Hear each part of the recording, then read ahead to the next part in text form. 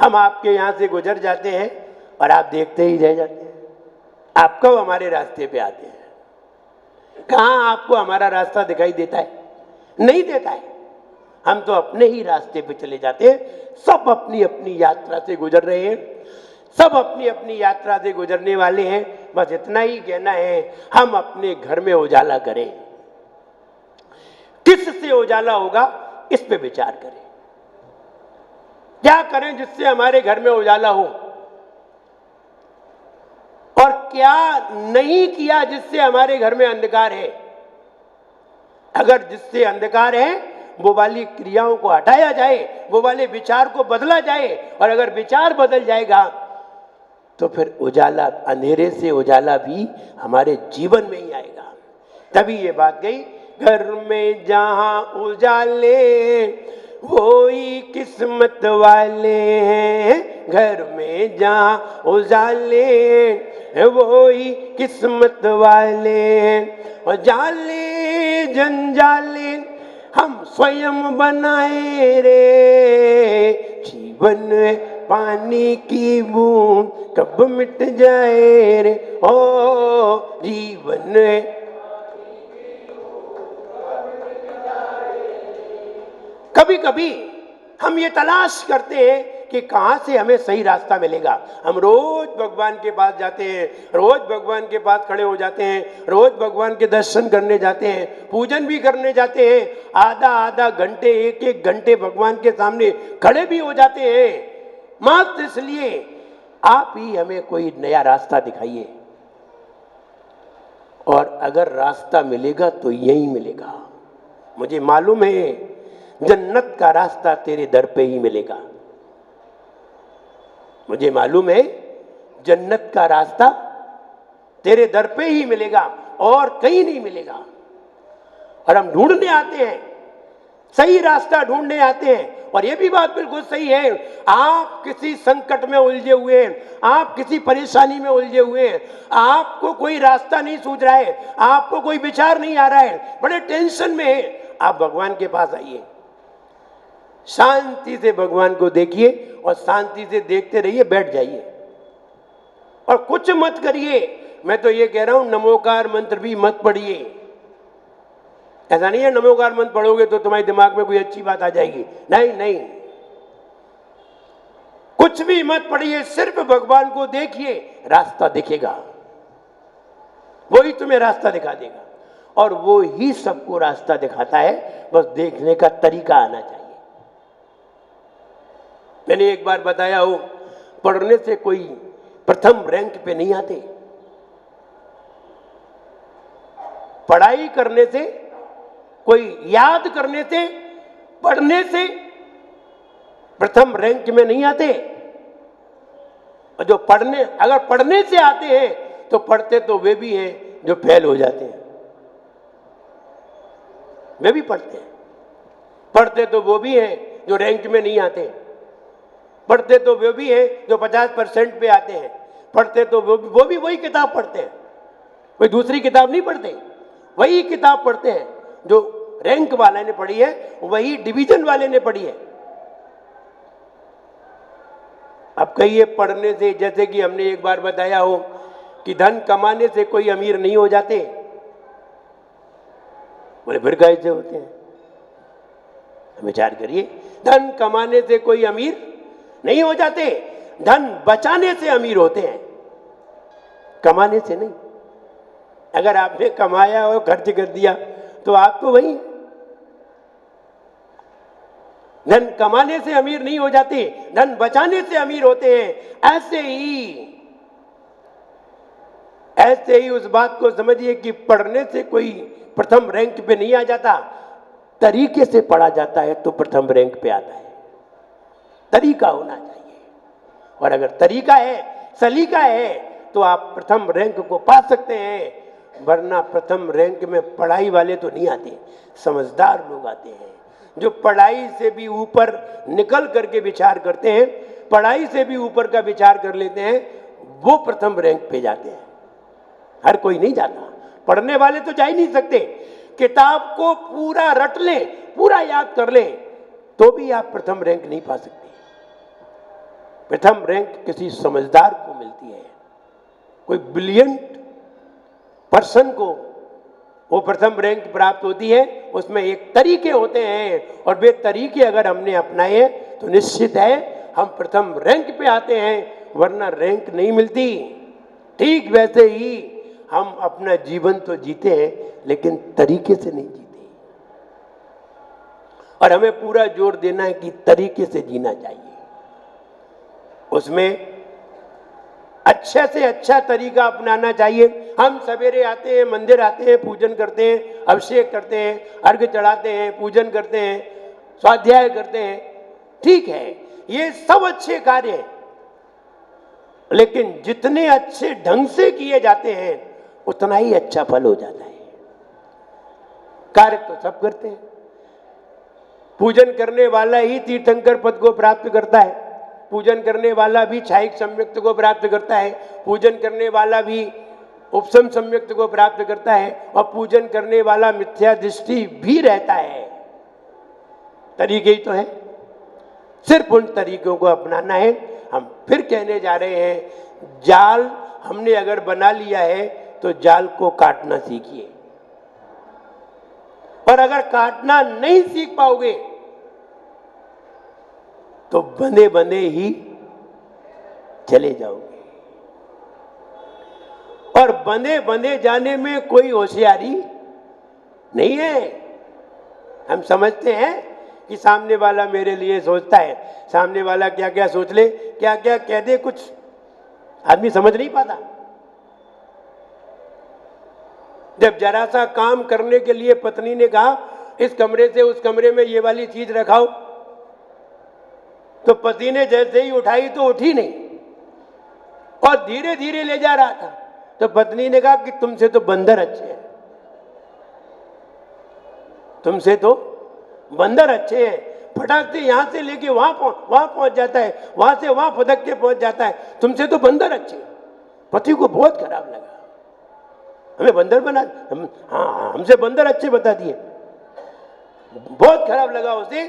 उसने 2 महीने प्रैक्टिस की पेड़ों पे चढ़ के, और इस डगाल से उस डगाल पे, और छलांग लगा के भी 2 महीने प्रैक्टिस की, और 2 महीने प्रैक्टिस करने के बाद आया, बोला अब देखो तुम मेरी फुर्ती, बताओ क्या उठाना है।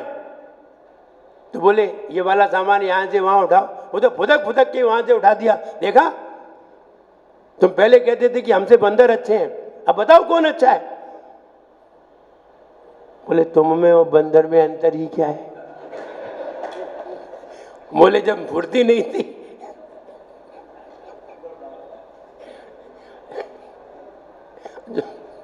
जब फुर्ती नहीं थी तब हमसे बंदर अच्छा बता दिया, अब फुर्ती पैदा कर ली तो हमें बंदर ही बना दिया। पहले तुम सोचते हो कि सब हमारे लिए अच्छा सोचते हैं, तुम जरा विचार तो करो वहां बैठ के, हमारे प्रति कौन अच्छा सोचता है। एक साधु है जो सबके बारे में सोचता है, वो सबका हित चाहता है, वो चाहता है कि सब अच्छे से रहे, सबके मन में अच्छे विचार हो, सब उत्कृष्ट विचारों को अपने जीवन में लाएं, तो निश्चित है उनका जीवन खुशहाल बनेगा, आनंदमय बनेगा। अभी महावीर जयंती पे बच्चू सिंह जी ने ये कहा कि वो 24 रथ का आयोजन होने जा रहा है, 23 तैयार हो गए, अब ये कहाँ रह जाएगा, वो भी आ जाएगा। भगवान महावीर का रह गया क्या? नहीं, अभी ऐसा फाइनल नहीं हुआ कि किसका रह गया। जी अभी फाइनल नहीं हुआ है, उनके ही पास अर्जी भेजी जाए, वो तो तत्काल हाल तैयार करा देंगे। तो कहने का मतलब ये है कि हम अगर 24 रथों की व्यवस्था करते हैं तो आप विचार करिए, अगर आपके ऊपर ऐसा लोड होता कि आपको 24 रथ मंगा करके चलवाने हैं, तो आप विचार करिए आपका क्या होता। रात में नींद नहीं आती और रात भर यही सोचते रहते कि कहां से मंगाएं, कहां से मिल जाए, वहां से ले आए। व्यक्ति जो प्रण कर लेता है उसी को पूरा करने में उसकी कई बार तो जिंदगी निकल जाती है, कई बार पूरी जिंदगी निकल जाती है और फिर भी प्रण पूरा हो नहीं पाता। एक व्यक्ति मेरे पास आए दिल्ली से, बोले महाराज ऐसा आशीर्वाद दो कि हम अपने बच्चे को बहुत बड़ा काम कराना चाहते हैं। हमने कितना बड़ा कराना चाहते हो? वो कम से कम 100 करोड़ का तो है। अब हमने कहा पता नहीं तुम पूरा कर पाओगे या। कभी कभी हम प्रोजेक्ट तो बना लेते हैं लेकिन पूरा करने में पूरी जिंदगी गुजर जाती है, लेकिन फिर भी हमारा प्रोजेक्ट पूरा नहीं हो पाता। ऐसा नहीं है कि आप लोग ही बनाते हैं, कभी कभी महाराज लोग भी बना लेते हैं।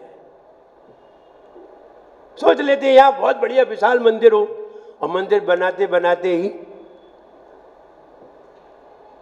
वो चले जाते। ऐसा भी होता है, ऐसा भी हुआ है, कई जगह हुआ है।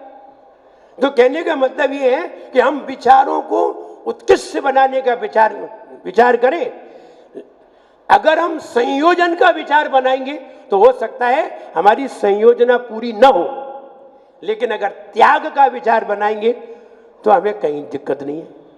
त्याग का विचार बनाओ, कहीं भी कोई दिक्कत नहीं, हर प्रोजेक्ट पूरा होता है। त्याग का विचार बनाते ही प्रोजेक्ट तत्काल पूरा हो जाता है। संयोजन में देर लग जाएगी लेकिन त्याग करने में देर काहे की है? छोड़ना ही तो है। तो बताओ छोड़ना सरल है कि संयोजन सरल है? लेकिन छोड़ते सरल नहीं करते, कठिन काम करते हैं। कठिन काम में जिंदगी गुजारते हैं और सरल काम में आते ही नहीं। त्याग करना सरल है कि संयोजन करना सरल है? और तुम सरल काम नहीं करते, तुम हार्ड वर्क करना चाहते हो और हम सरल काम करते हैं। हम सरल काम करते हैं, तुम हार्ड काम करते हो। विचार तो करिए, खाना खाना सरल है या उपवास करना सरल है? उपवास करना ना, कुछ नहीं करना है। खाना खाना सरल नहीं है, बाजार से लाना पड़ेगा, बनाना पड़ेगा, पूरे सारे यंत्र उत्पन्न करने पड़ेंगे, गैस उत्पन्न करनी पड़ेगी, तवा उत्पन्न करना पड़ेगा, सारे यंत्र उत्पन्न करने पड़ेंगे, तब खाना बनेगा। और उपवास करने में क्या करना पड़ेगा? कुछ नहीं करना पड़ेगा। कुछ नहीं करना पड़ेगा वो तो करते नहीं, और जिसमें बहुत कुछ करना पड़ता है वो करते हो। विचार तो करो, सरल काम नहीं करते। तो बोले सरल काम वे ही करते हैं जो मन से सरल होते हैं। जो मन से सरल होते हैं वे सरल काम को अपनाते हैं, और जो मन से हार्ड होते हैं उन्हें हार्ड काम पसंद आते हैं, सरल काम पसंद नहीं आते। बोले ये तो तत्काल हो जाएगा, लेकिन फिर त्याग करना बहुत मुश्किल हो जाता है। तब हम ये जोर देना चाहते हैं कि ये जालों से बचिए। अगर हमने जाल बनाए हैं, मेरे पिताजी जो मुनि महाराज थे वो एक बात कहते थे, अगर राइट हैंड राउंडिंग करने से, राइट हैंड 7 बार राउंडिंग करने से अगर हम किसी से बंध जाते हैं तो लेफ्ट हैंड राउंडिंग करने से खुल जाना चाहिए। अगर हाथ में रस्सी ले ली और रस्सी से तुमने 7 बार चक्कर लगाए तो रस्सी तो बंधेगी, वो वस्तु बन जाएगी। लेकिन अगर इसे हम लेफ्ट कर दे तो खुल जाना चाहिए। बोले अगर तुमने 7 चक्कर लगाना ऐसे सीखे हैं तो ऐसे भी सीख लेना,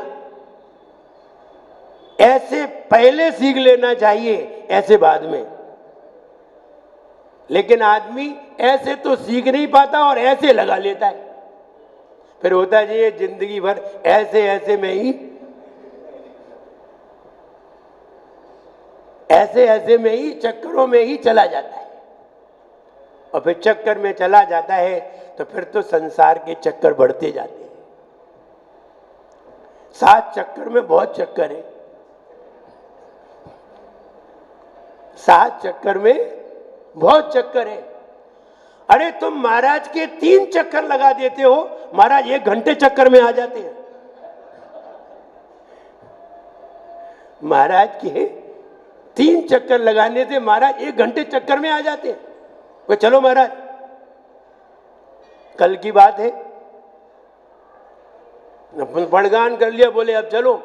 अब चलना ही पड़ेगा, जहां ले जाए वहीं ले जाना पड़ेगा। अब वो ले गया इधर से, फिर इधर से, फिर इधर से, हम कहां कहां घुमाए, अब क्या मालूम। 1 घंटे चक्कर में आ गए। 3 घंटे से 1 घंटे चक्कर में आते हैं, और 7 चक्कर से